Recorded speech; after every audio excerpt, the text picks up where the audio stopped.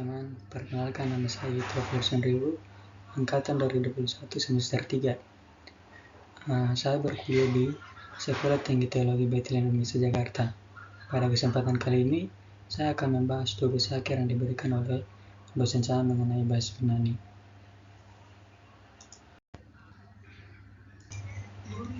Yang menjadi pokok pembahasan kita pada hari ini, yang pertama ada alfabet bahasa Yunani, yang kedua ada present active indikatif, dan yang ketiga ada second declension. Pembahasan yang pertama ada alfabet bahasa Yunani. Nah, teman-teman, kita harus mengerti terlebih dahulu abjad-abjad dalam bahasa Yunani. Kenapa kita harus mempelajari abjad bahasa Yunani? Ketika kita menemui kata bahasa Yunani dan membaca teks bahasa Yunani tersebut, tentu kita akan mengalami kesulitan karena kita belum memahami abjad-abjad dalam bahasa Yunani tersebut. Nah, di sini ada huruf kapital, nama huruf kecil, transliterasi. Nah, nama huruf pertama dalam bahasa Yunani ada alpha dan huruf kapitalnya seperti ini, teman-teman. Dan huruf kecilnya seperti ini dan transliterasinya adalah A. Kita akan membahas satu, teman-teman. Dan yang kedua itu ada beta. Nah, nama beta huruf kapitalnya seperti ini, huruf kecilnya seperti ini dan transliterasinya B. Dan ada gamma. Yang ketiga, huruf kapitalnya seperti ini, huruf kecilnya seperti ini dan transliterasinya G. Yang keempat ada delta, huruf kapitalnya seperti ini, huruf kecilnya seperti ini dan transliterasinya seperti ini. Dan ada epsilon, huruf kapitalnya seperti ini. Kalau dalam bahasa Indonesia ini huruf L ya, teman-teman. Tapi dalam bahasa Yunani ini tulisnya kayak gini, teman-teman. Huruf seperti ini, huruf kecil, transliterasinya seperti ini, dan ada zeta. Kapitalnya seperti ini, huruf kecilnya seperti ini, dan transliterasinya Z atau DZ. Dan ada eta, kapitalnya seperti ini, huruf kecilnya seperti ini, dan transliterasinya E panjang. Oke. Nah, di sini ada theta, huruf besarnya di sini, teman-teman bisa lihat, dan huruf kecilnya seperti ini, dan transliterasinya ada TH. Dan ada iota, huruf besarnya seperti ini, huruf kecilnya seperti ini, transliterasinya seperti ini. Dan ada kappa, huruf besarnya seperti ini, huruf kecilnya seperti ini, dan transliterasinya K ya, teman-teman. Dan ada lambda. Nah, lambda kayak gini, teman-teman. Huruf besarnya, huruf kecilnya kayak gini. Dan transliterasinya L. Dan mu, huruf besarnya seperti ini, huruf kecilnya seperti ini, transliterasinya M. Dan ada nu, huruf besarnya seperti ini, huruf kecilnya seperti ini, dan transliterasinya N. Dan ada Z, omikron, transliterasinya O. Ada P juga, huruf kapital seperti ini, huruf kecil seperti ini, dan transliterasinya P. Dan ada rho, huruf kapital seperti ini, huruf kecil seperti ini, dan transliterasinya R. Ada sigma.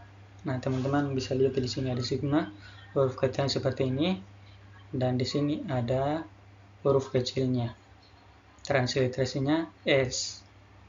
Dan ada tau, huruf besar yang seperti ini, teman-teman. Nah, seperti yang teman-teman lihat.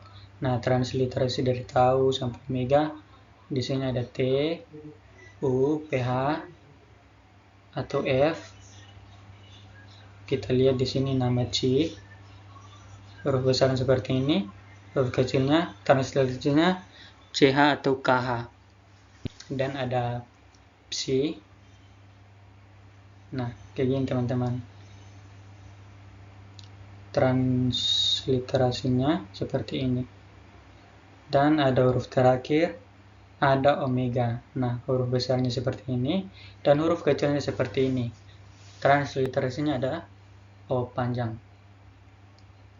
Nah, ketika kita sudah mengetahui abjad-abjad dalam bahasa Yunani, selanjutnya kita akan melanjutkan cara membacanya, teman-teman. Nah, di sini ada 3 kalimat. Nah, kalimat yang pertama di sini saya akan bacanya, teman-teman. Di sini ada en arche en ho logos kai ho logos en pros ton theon kai theos en ho logos. Nah, ini teman-teman kalimat yang pertama. Cara bacanya begini, teman-teman. Dan yang kedua ada panta di auro egeneto kai horis auto egeneto auden ho gegonen. Dari begini, teman-teman. Dan yang ketiga ada kai mi eis enekes hemas eis perasmon ala rusai hemas apotou ponero. Nah, jadi kayak gini ya, teman-teman. Selebihnya cara membaca dalam bahasa Yunani. Oke, setelah kita telah mempelajari abjad bahasa Yunani, latihan membaca, selanjutnya kita akan masuk pada present active indicative atau PAI. Nah, teman-teman, apa sih itu present active indicative? Nah, present di sini yaitu menunjukkan kegiatan yang sedang berlangsung, dan aktif yaitu menunjukkan subjek yang melakukan kegiatan langsung. Dan yang ketiga di sini yaitu ada indikatif. Nah, indikatif di sini menunjukkan realitas sebuah kegiatan. Oke. Ada 5 unsur verba atau kata kerja dalam present aktif dan indikatif. Nah, yang pertama di sini ada tense. Nah, tense di sini adalah elemen yang menunjukkan hubungan dan kegiatan. Dan yang kedua itu ada voice, adalah elemen yang menunjukkan hubungan subjek dengan kegiatan. Dan yang ketiga ada mood, adalah elemen yang menunjukkan hubungan kegiatan dengan realita. Dan yang keempat di sini ada person. Nah, person di sini adalah elemen yang mengenai pertama, subjek yang berbicara atau orang pertama. Kedua, subjek yang diajak berbicara atau orang kedua. Yang ketiga, subjek yang dibicarakan atau orang ketiga. Dan yang terakhir di sini, teman-teman, ada number. Nah, number di sini adalah elemen yang menunjukkan apakah subjek tunggal atau plural atau jamak atau plural. Karakteristik verba atau kata kerja dari present aktif indikatif dapat dilihat dari akhirannya. Nah, di sini ada tabel, teman-teman. Nah, untuk orang pertama singular, huruf akhirannya adalah O. Nah, di sini teman-teman masih ingat. Dan untuk orang kedua singular, di sini ada huruf akhirannya adalah eis. Dan untuk orang ketiga singular itu ada e. Nah, ini dari singular, teman-teman. O, eis, dan e. Dan orang pertama plural dari kata akhirannya adalah omen.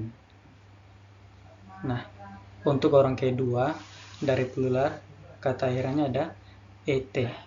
Dan yang ketiga di sini dari untuk orang ketiga plural huruf akhirannya adalah OC atau OSIN.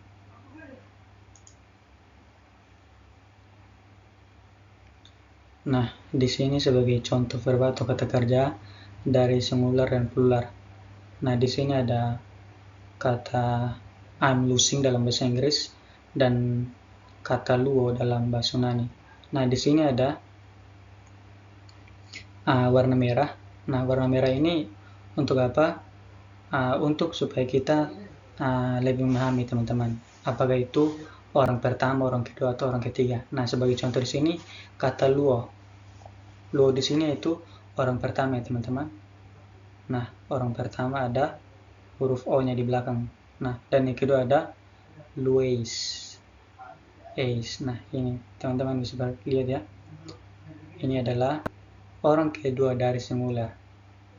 Dan dalam bahasa Inggrisnya adalah you are losing.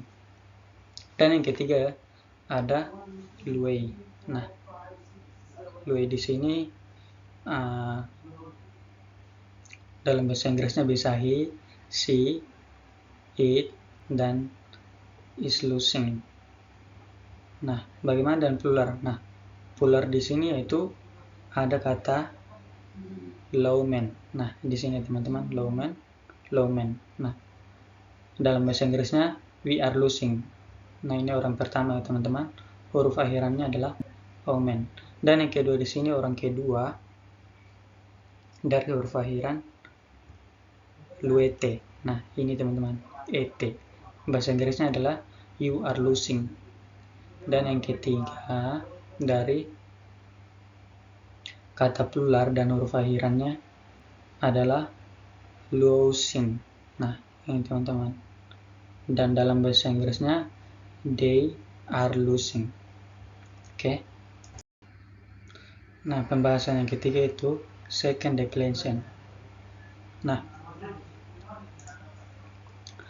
setiap kata benda dari nouns Yunani terdiri dari yang pertama ada 3 teman-teman. Di sini ada case. Nah, case di sini merupakan fungsi kata benda dalam hubungannya dengan kata-kata dalam kalimat.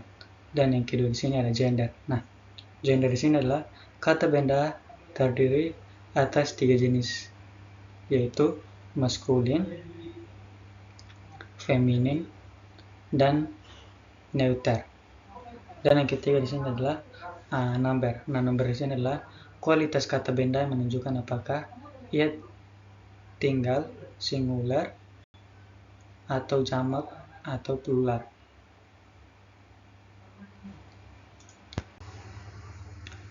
Second declension akhiran maskulin. Nah, di sini dalam tabel ada 4 ya teman-teman. Nah, di sini ada singular, plural, translation atau terjemahan, dan yang keempat ada fungsi dasar. Nah, nominatif akhirannya adalah os untuk singular. Untuk plural akhirannya adalah oi, dan translationnya ada a dan juga ada d. Nah, fungsi dasarnya adalah subjek. Dan untuk genitatif huruf akhiran dari singular adalah o, dan plural n, dan transliterasinya of. Nah, fungsi dasarnya di sini itu deskripsi. Dan untuk ablatif huruf akhirannya adalah o, dan untuk plural ada n, dan translationnya adalah from. Dan fungsi dasar dari ablatif ini adalah separasi ya teman-teman. Yang kelima dari kata akhiran maskulin, datif, kata akhirannya adalah o, dan plural di sini adalah ois. Nah, terjemahan di sini adalah to atau for. Dan fungsi dasar di sini adalah resepsi. Dan untuk lokatif, kata akhirannya untuk singular yaitu o, dan plural ada ois, dan transliterasinya ada in. Dan fungsi dasarnya di sini itu lokasi atau posisi. Nah, di sini ada instrumental. Kata akhirannya adalah o untuk singular, dan kata akhiran untuk plural ada ois, dan translationnya ada with, to be.